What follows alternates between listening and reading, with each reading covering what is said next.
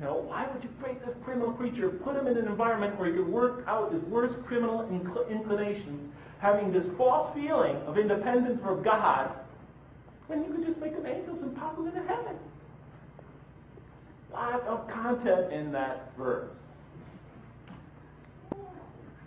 Well, I had to know how he answered the question.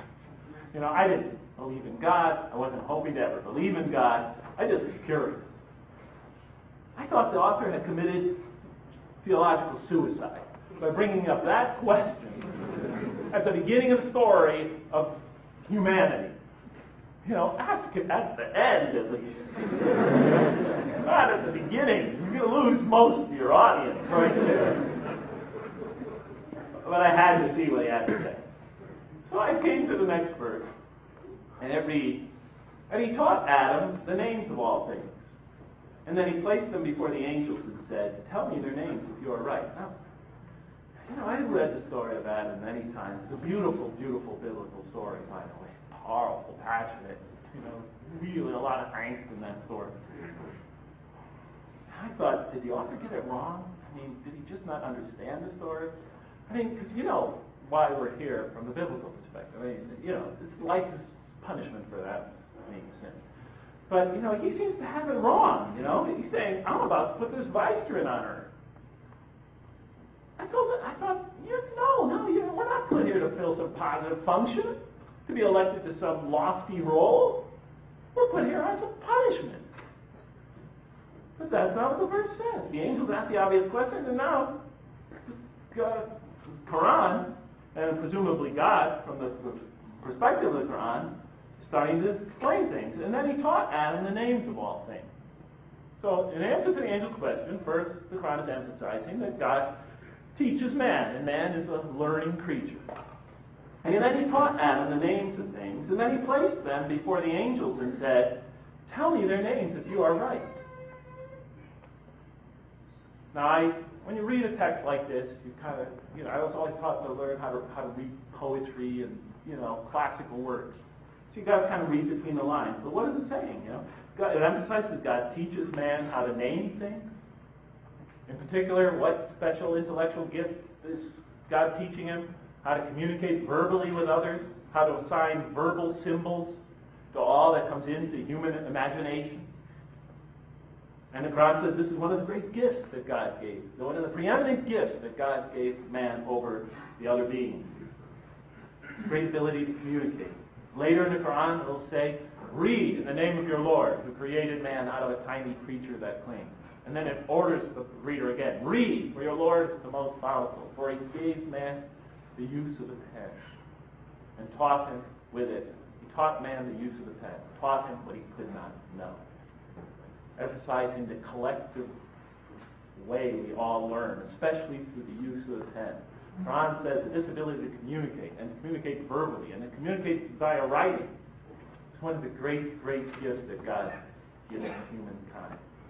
And the very next verse after the one I just said, "But truly man is ungrateful because he views himself as independent of God." He starts to think that he's so great intellectually that he even starts to think he doesn't need God. He starts to challenge the existence of God. Very powerful verse. But in any case, Quran puts great emphasis on the human intellect.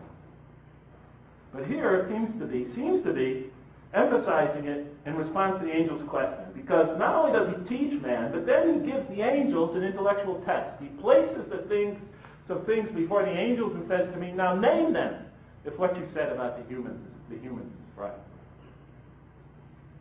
But it doesn't make sense to create them. What did the angels say? They said, "Glory be to you, O God. We have no knowledge except what you taught us. We don't have the understanding, the intellect, the knowledge to perform this task. It's way beyond us." They say, "In truth, it is you who are knowing, the wise. You have the knowledge, the wisdom. It's easy for you. You are God. You're infinitely knowing, wise. But we're only angels. This is way beyond us." See, it's emphasizing intelligence, intellect. Now, what does the next verse say? And then it says, and then he said, God said, "O Adam, tell them their names." And then the very next verse says, and then when he had told them their names, it's nothing for the human. in the style, it jumps right to that statement as if it's a hop, skip, and a part for Adam. Oh, Adam, tell them their names. And when he had told them their names, it's nothing for them. Nothing for the man.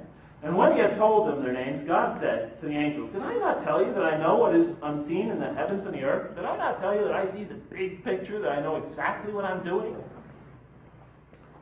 The angels fail where the human excels easily. And that I know what you reveal and what you conceal.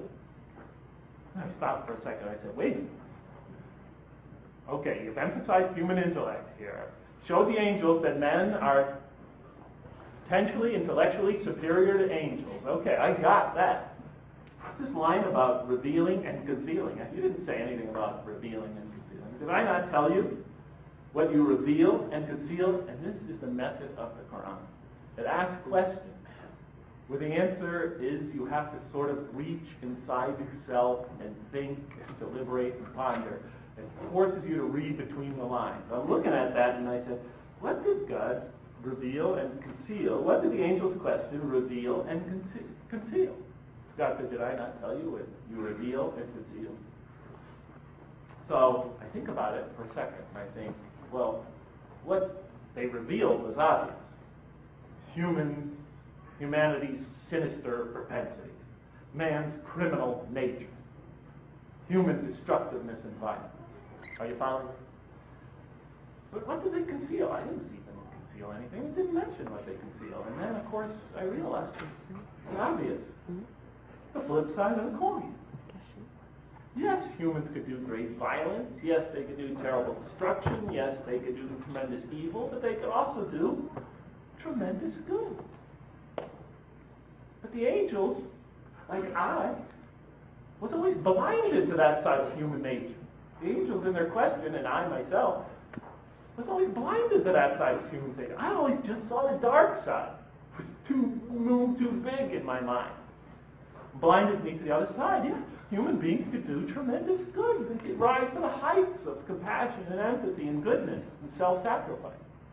And sometimes the arrival of one type provokes the arrival of the other type on the human stage. So you get Adolf Hitler and Franklin Roosevelt, right? Forces of Franklin Roosevelt to rise to his evil, or you get that sort of thing, the very evil, very good, arriving on the same stage of the same country at the same moment in history, or the same city, or same city block. Maybe, I thought, even the same house. But in any case, what the Quran was doing was forcing me to think. It was opening my eyes to other possibilities. But it was involving me in this perpetual dialogue. Very often I get really mad at the author, whom I assumed was a man, of course. And then the next line says, and behold, he said to the angels, and I won't take you through the entire Quran, by the way. Unless we're going to be here till, I don't know, next September. I'd like to, but we'll all die of starvation.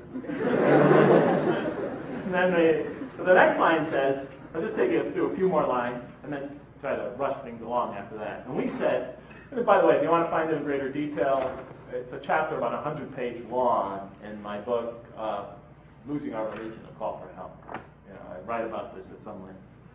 So I'm just going to, sort of summarize.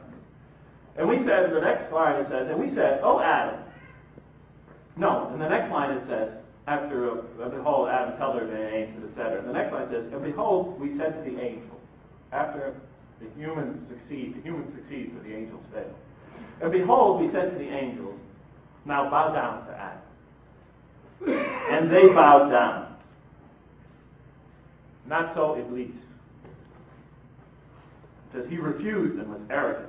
He was of those who reject faith.